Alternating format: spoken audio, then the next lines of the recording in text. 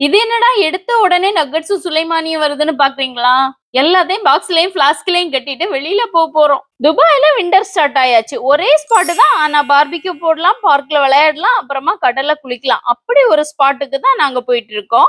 இது வந்து மம்சார் பார்க்ல இருக்கிற பிளாமிங்கோ பீச். இதை நான் ஆல்ரெடி சொல்லியிருக்கேன். புதுசா ஃபாலோ பண்றவங்களுக்காக தான் இந்த வீடியோ. இங்க கார் பார்க்கிங்கு 30 திரம்ஸ் கொடுத்து உள்ள போகணும். நீங்க காரை வெளியில பார்க் பண்ணீங்கன்னா பர் பர்சனுக்கு 5 திரம்ஸ் கொடுத்து உள்ள வரணும். ஆனா கொஞ்சம் தூரம் நடக்க வேண்டி இருக்கும். இங்க நீங்க பார்பிக்யூ பிளான் பண்றீங்கன்னா 3 மணிக்கெல்லாம் இங்க வந்து பீச்ல 2 மணி நேரம் நல்லா ஆட்டம் போட்டு குளிச்சிட்டு அப்புறமா பிள்ளைங்களை பார்க்ல விளையாட விட்டுட்டு பார்பிக்யூ போட்டுக்கலாம். இங்க மெயினா எனக்கு பிடிச்ச விஷயம் என்னன்னா லேடிஸுக்கும் ஜென்ஸுக்கும் தனித்தனியா சேஞ்சிங் ரூமும் பாத்ரூமும் இருக்கு. அதுவும் நல்ல நீட்டா இருக்கு.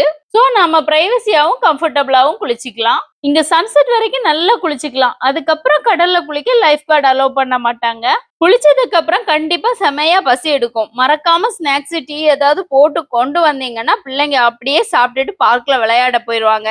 அப்புறமா நம்ம பொறுமையா பார்பிக்யூ போட்டுக்கலாம். இந்த பீச் சைட்ல இருந்து அப்படியே உள்ள போனோம்னா அங்க இருக்கு பார்பிக்யூ ஏரியா. அதுல இருந்து கொஞ்சம் உள்ள போனோம்னா அங்க இருக்கு பார்க். இதுல நம்ம தனியா வர்றதை விட 2-3 ஃபேமிலியா சேர்ந்து வந்தோம்னா சூப்பரா இருக்கும். மம்சார் பார்க் 10 o'clock க்ளோஸ் பண்ணிடுவாங்க.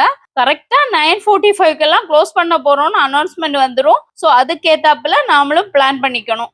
பர்சனலி இது எனக்கு ரொம்ப பிடிச்ச இடம். அதனாலதான் உங்க கூட ஷேர் பண்றேன். முடிஞ்சா போய் நல்லா என்ஜாய் பண்ணிக்கோங்க. பாய். அஸ்ஸலாமு அலைக்கும்.